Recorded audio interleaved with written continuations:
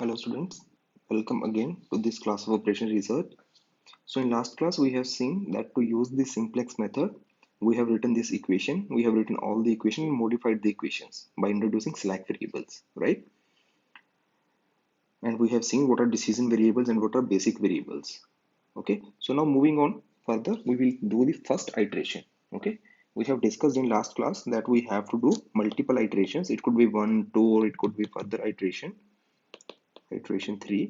Okay, so first of all I will focus on my first iteration, that how the iteration 1 is, and this is also called initial basic feasible solution.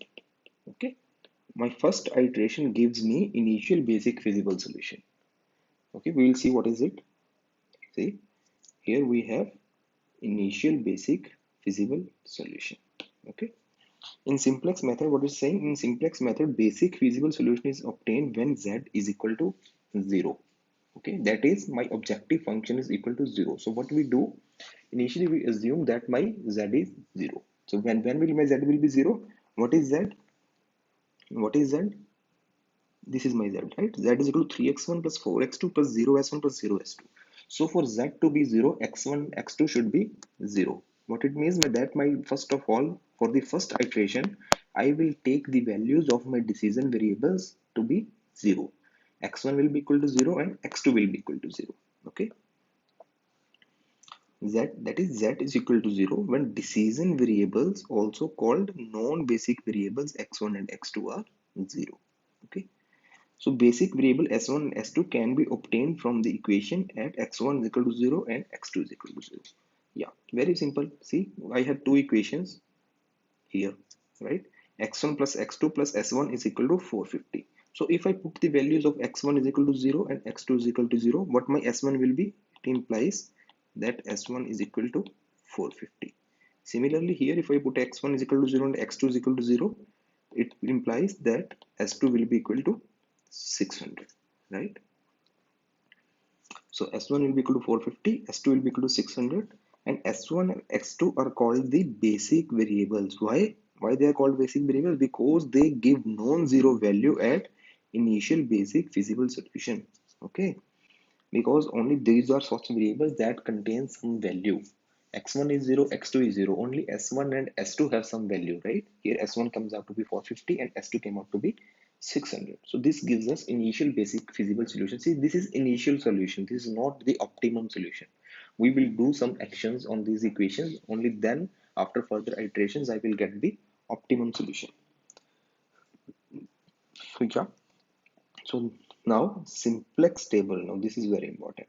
Simplex table for initial basic feasible solution. This is the first table that we are going to draw. Okay. Okay. Let's see. So see what is written here. We have CB. We will see one by one what is what.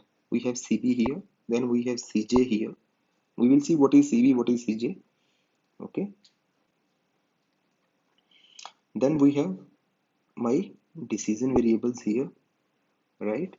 And my basic variables here. Okay, these are basically basic variables and these are non-basic variables, and here is the B, the RHS quantity. Okay, yeah, so let's see one by one what is what. So first of all we have CJ. What is CJ? CJ is the coefficient of variables in the objective function. Okay, are written in this row. It represents profit or cost per unit variable to the objective function. So what it says, that CJ is the coefficient of variables in the objective function. Okay, and what it represents, we have seen what slack variables represent. It represents profit or cost per unit variable to the objective function. Okay, so what it basically, it shows us if we change this variable by 1 unit, how much profit or loss it will cause us.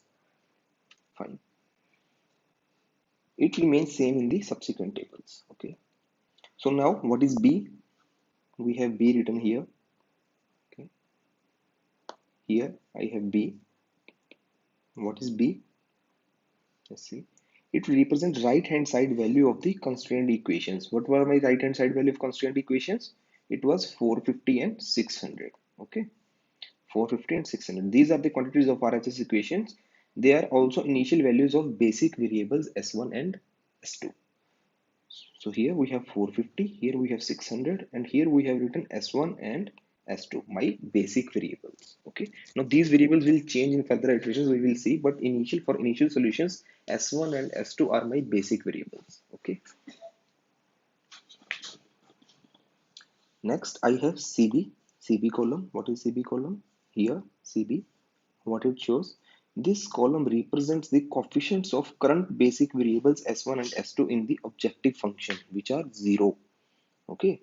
See my current basic variables. You know what current basic variables are? S1 and S2. These are my current basic variables. And what I'm saying that CB shows the coefficients of these variables. Here we will always have the coefficients. These are the coefficients of these variables. However, in further iterations, we will see that these variables will also change and these coefficients will also change. But as for now, the first iterations that we are going to do, just keep it in mind that here, first of all, we will write the basic variables. Here we have coefficients of basic variables, and here we have right hand side of constraint equations. Okay. Okay. And what is this? And x1, x2. So you see, these are very basic things. X1, x2, s1, and s2.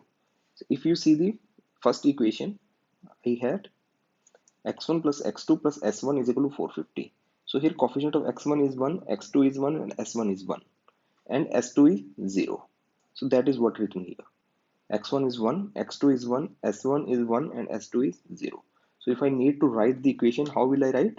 I can write 1 into x1, 1 into x1 plus 1 into x2 plus 1 into s1 plus 0 into s2 is equal to 450. Very simple thing. This is my actual equation, my actual constraint equation. Similarly, I can write the second equation. So basically, it's nothing. We have basically separated all the coefficients. So what it, this equation will be 2x1 plus x2 plus 0s1, that is not there, plus s2 is equal to 600, which was my second constraint equation. This. Okay. So these were the steps involved. So this is my basic table. Now further on, we will see how to modify this table. What we need to calculate. We will start optimization from now on.